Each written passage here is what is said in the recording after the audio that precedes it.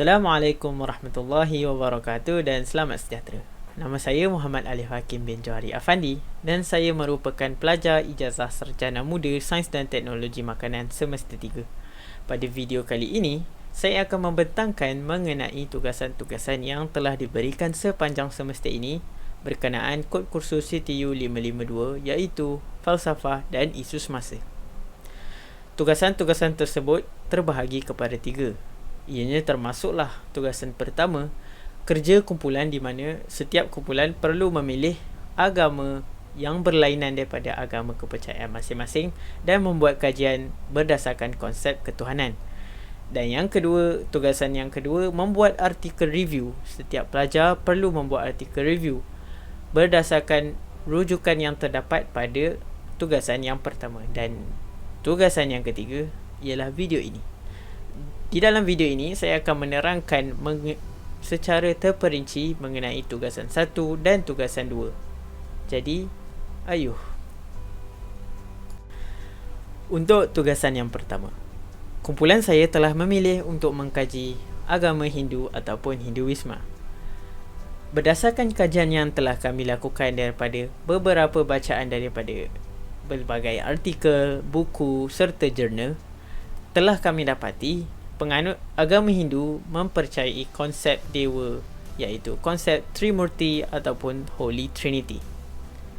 Yang dimaksudkan dengan Holy Trinity dan konsep Trimurti adalah 3 dewa memerintah dan mentadbir sesebuah agama, di mana 3 dewa ini bernama Dewa Vishnu, Dewa Brahma dan Dewa Shiva. Jadi saya sendiri telah memilih Dewa Vishnu untuk diterangkan dengan lebih lanjut, serta saya membuat kajian secara mendalam terhadap Dewa Vishnu. Siapakah Dewa Vishnu? Dewa Vishnu merupakan salah satu dewa di dalam konsep Trimurti ataupun The Holy Trinity seperti yang saya katakan sebentar tadi. Namun, Dewa Vishnu lebih dikenali sebagai pelindung dan penjaga keharmonian alam. Beliau digambarkan di dalam bentuk tubuh manusia dan serta berkulit warna biru dan mempunyai 4 tangan dan setiap tangannya memegang perkara yang berbeza-beza. Pertama, Dewa Vishnu memegang benda yang bernama Kyong iaitu suara Om yang sinonim dengan agama Hindu apabila disebut dengan perkataan Om. Seterusnya cakra yang menggambarkan minda Dewa Vishnu sebagai seorang dewa. Yang ketiga, bunga teratai yang melambangkan keberadaan dan pembebasan yang mulia yang dimiliki oleh Dewa Vishnu. Dan yang terakhir, the mist, tongkat yang melambangkan kekuatan mental dan fizikal Dewa Vishnu. Kedudukan Dewa Vishnu dalam penggambaran penganut agama Hindu adalah dia berdiri tegak di atas bunga teratai dan diapit oleh 2 isterinya iaitu Lakshmi dan saya lupa namanya, dan di bawahnya adalah lingkaran ular yang dipanggil Shashanaga. Pada awal zaman purba, Dewa Vishnu bukanlah satu dewa yang disembah sama seperti Dewa Brahma. Dewa Vishnu kurang disembah pada ketika itu kerana kasta yang berbeza. Jika ditengokkan kasta, Brahmin menyembah Dewa Brahma. Tetapi selepas berlakunya suatu perkara yang menyebabkan Dewa Brahma dipenggal kepalanya kerana menipu Dewa Shiva, Dewa Vishnu telah diangkat semula untuk disembah serta diagungkan oleh penganut agama Hindu. Bukti Dewa Vishnu sebagai pelindung dan penjaga keamanan kosmos adalah dia sebagai seorang dewa boleh bertukar dan menjelma sehingga 10 haiwan, dan salah satunya ialah Varaha iaitu babi hutan raksasa. Ada disebutkan di dalam suatu tulisan oleh Cartwright pada tahun 2012 telah menulis mengenai bagaimana Vishnu bertukar menjadi Varaha dan melindungi bumi daripada dikawal oleh raksasa Vaiditya dengan menyondol dan akhirnya memenangi serta mengambil semula bumi. Itu sebabnya penting Dewa Vishnu boleh bertukar dan menjelma menjadi haiwan yang lebih besar dan raksasa lebih besar untuk melawan kejahatan. Penganut mazhab Vaishnavism mempercayai Dewa Vishnu adalah vegetarian. Ini kerana disebutkan di dalam Bhagavad Gita daripada ayat 13 bahagian 3, di mana Sri Krishna ataupun jelmaan Vishnu dikatakan adalah vegetarian seumur hidup dan tidak pernah memakan daging kerana mentaati hukum karma alam. Jadi oleh sebab itu umumnya hukum memakan sesebuah haiwan yang memberi manfaat kepada manusia, iaitu susu, dan memakan dagingnya adalah haram disebabkan oleh pensyariatan oleh Dewa Vishnu yang hanya memakan sayur-sayuran seumur hidupnya. Perkara yang menarik perhatian saya mengenai mazhab Vaishnavism adalah konsep mereka melakukan online puja ataupun cyber puja, di mana mereka tidak seperti mazhab yang lain yang di mana mereka hanya menyembah dewa mereka apabila ternampak susuk tubuh patung di kuil. Namun ianya berlainan dengan Vaishnavism. Mereka mempercayai apabila susuk tubuh patung Dewa Vishnu berada di sama ada di internet, di surat khabar ataupun berita, mereka boleh memohon apa yang mereka mahukan. Ini kerana mereka mempercayai Dewa Vishnu ada di mana-mana sahaja. Berdasarkan pemerhatian dan pemikiran saya suka akan konsep ini kerana ianya bersamaan dengan agama Islam hanya sedikit. Ini kerana kita tidak mempercayai Allah adalah tempatnya tetap. Ahli Sunnah wal Jamaah mempercayai Allah wujud bila makan, dan serta ini dikuatkan oleh Imam Hanbal yang mengatakan jika seseorang itu menganggap Allah berjisim, maka seorang itu adalah dianggap kafir. Jadi bagi saya konsep menganggap Tuhan itu bukan hanyalah setempat, adalah sama dengan Islam. Namun saya tidak menyamakan Allah dengan Dewa Vishnu. Tetapi konsep yang berada pada pemikiran penganut agama Hindu bermazhab Vaishnavism ini adalah sedikit sama dengan pemahaman agama saya. Maka untuk tugasan 1, saya boleh menyimpulkan bahawasanya Dewa Vishnu adalah pelindung serta pengekal keamanan bagi semua mazhab di dalam agama Hindu. Malah bukti-bukti yang telah saya jumpa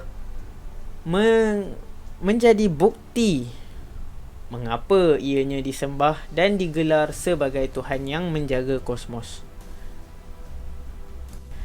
Seterusnya, tugasan yang kedua adalah artikel review mengenai buku The Strides of Vishnu in Historical Perspective View yang ditulis oleh seorang penulis terkenal di United States of America. Beliau yang saya maksudkan ialah Ariel Glucklich. Beliau merupakan salah seorang profesor di bahagian kajian teologi dan agama di University of Georgetown, Amerika Syarikat. Beliau dilahirkan di Israel pada 5 November 1952. Di dalam kerjaya beliau sebagai penulis buku, dia telah menulis kira-kira 10 buah buku yang semuanya berkenaan dengan agama Hindu, dan tidak ada satu pun yang terkeluar dari topik serta kajian yang masih dilakukan sehingga sekarang mengenai agama Hindu. Okey. Jadi, buku The Strides of Vishnu, The Hindu Culture in Historical Perspective, menceritakan mengenai sejarah negara India yang berkait dengan agama Hindu dan tidak ada kena-mengena dengan Dewa Vishnu, sedangkan penamaan buku ini adalah atas nama Dewa Vishnu.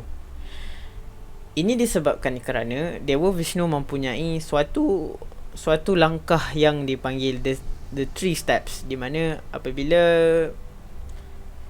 Dewa Vishnu melakukan the three steps, dia mampu mengawal dunia dengan hanya 3 langkah.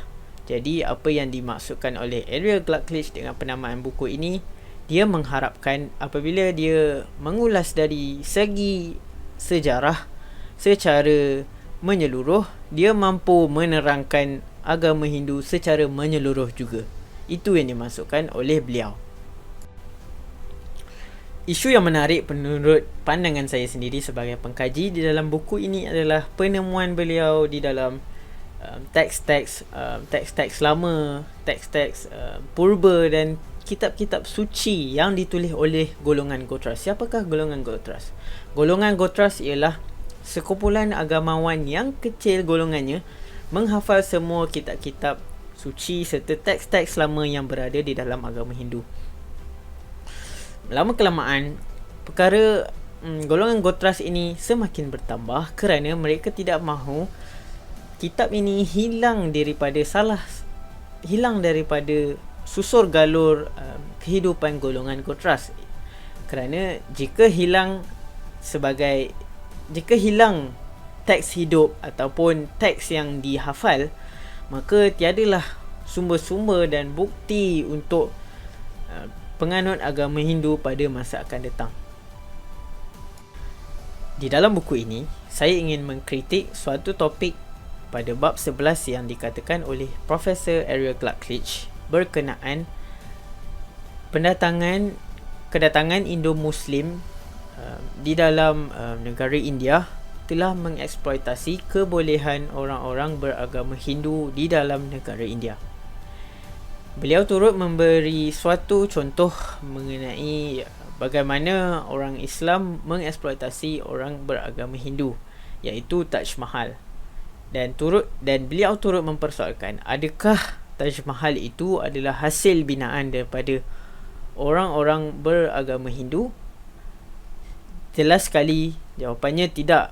Namun, apabila saya buat kajian, perkara ini ditolak sepenuhnya kerana terdapat pengkaji dari negara India yang membuat kajian yang sama pada tahun 2013 dan menjumpai apabila Indo-Muslim masuk ke negara India, mereka mempunyai status ekonomi yang rendah dan kebanyakannya duduk di pedalaman berbanding orang yang beragama Hindu semuanya duduk di bandar.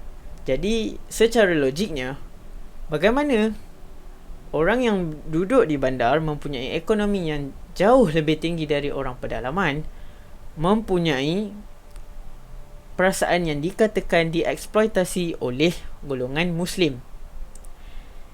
Ini disebabkan kerana ini menunjukkan Profesor Ariel Glucklich telah berlaku berat sebelah dan bias di dalam penulisan beliau yang hanya ingin menunjukkan agama Hindu adalah agama yang ditindas. Sebagai kesimpulan, kedua-dua tugasan yang telah diberikan amat memberikan saya suatu pengajaran yang baru. Sebelum kita menilai sesebuah agama, perlulah kita menerokai serta mendalami dan membuat perbandingan, dan dari situ kita boleh menilai mana sesuatu yang betul dan mana sesuatu yang salah. Dan yang kedua, kita perlulah sentiasa menjaga keharmonian pada seluruh masyarakat di dunia. Ini kerana untuk mengelakkan perbalahan berlaku walaupun hanya berbeza pada agama. Jadi, itu sahaja daripada saya. Sekian, terima kasih.